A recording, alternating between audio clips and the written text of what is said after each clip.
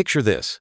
21,000 years ago, you could have walked from Sumatra to Borneo without getting your feet wet. Welcome to Sundaland, the vast landmass now submerged beneath the Java, Kalimantan, and South China Seas. But how do we know what rivers once coursed across this vanished landscape? Let me tell you a story of detective work at continental scale.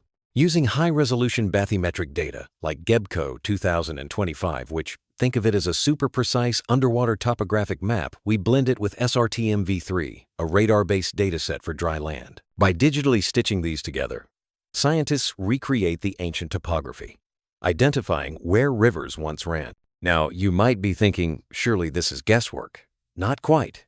The process relies on hydrological modeling algorithms like D8, which routes water along the steepest nearby slope, simulating how real rivers carve valleys. But here's the catch. Modern ocean maps are riddled with ship passage artifacts. Imagine digital potholes left by survey boats.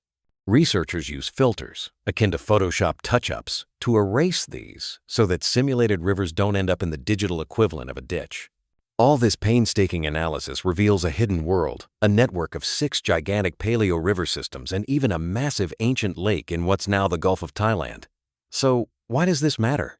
Because it's the blueprint for understanding how water, life, and even early humans moved through Southeast Asia before the seas rose to swallow it all. Let's dive deeper. How do scientists actually reconstruct rivers that have been underwater for millennia?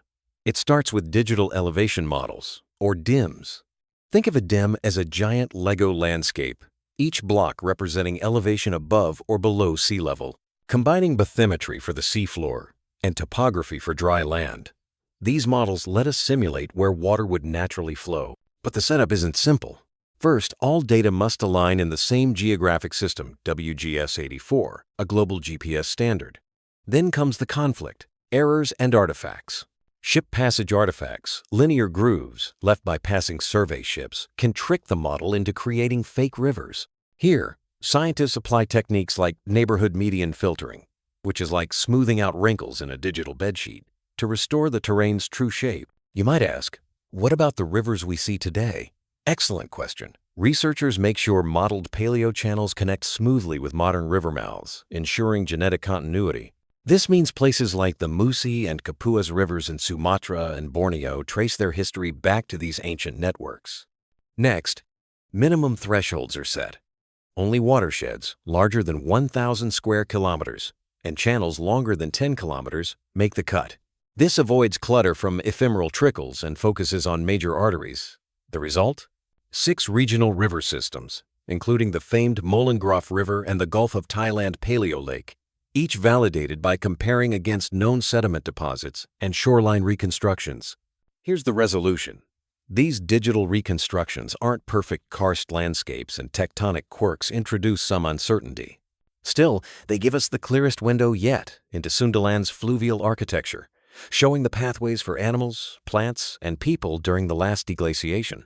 Now, let's bring those ancient rivers to life. Why should we care about channels now hidden beneath the sea? Because these waterways shaped both nature and humanity in Southeast Asia.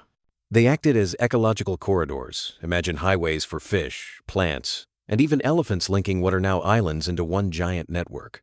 Let me ask, have you ever wondered why the river threadfin fish is found in both Sumatra and Borneo, but nowhere in between?